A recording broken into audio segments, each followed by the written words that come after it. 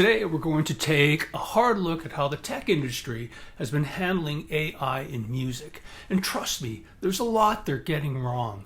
But before we dive into all that, I want to put this whole AI debate into perspective. You see, as a musician and someone who has been following both the tech and music industries for years, I've noticed something interesting. Every time a new technology comes along, we see the same patterns of fear, resistance, and eventual adaptation.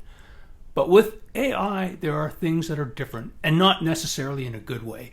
In this video, I'm going to show you exactly what big tech companies are doing wrong with AI in music, why their approach is problematic, and how history can teach us valuable lessons about handling new technologies. I'll break down how they're mishandling artists' rights, where they're crossing ethical lines, and why their current approach needs to change, and most importantly, what they should be doing instead. But first, let me take you back in time, because understanding where we've been might help us figure out where we should be going. Let me take you back to 1982.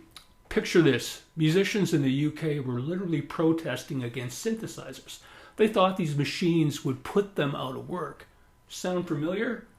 It should, because we're hearing the exact same concerns about AI today. And it didn't stop there. I think the date was 1978 or 1979, but there was this huge campaign called Keep Music Alive. Basically, people were freaking out about drum machines.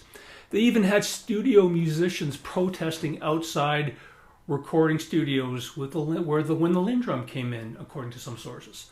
And if you're into disco, you might know about the entire Disco Sucks music. Part of that was actually a resistance to drum machines. But here's where things get interesting with AI.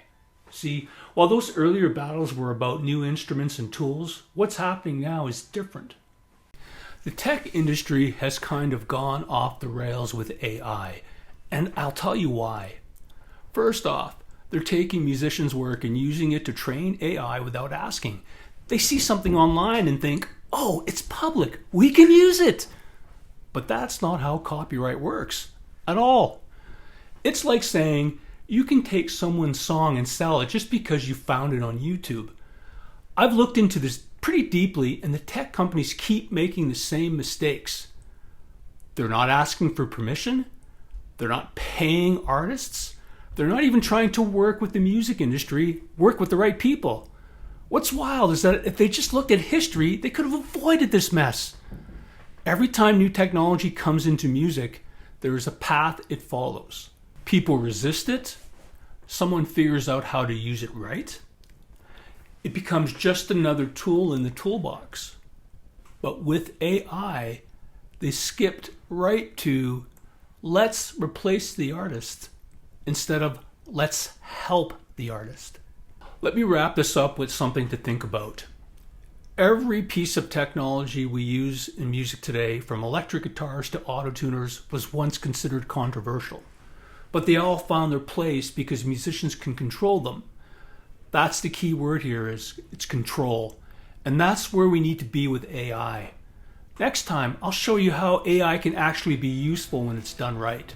But for now, let me know in the comments what you think about AI in music. And have you used any AI music tools? What are your concerns?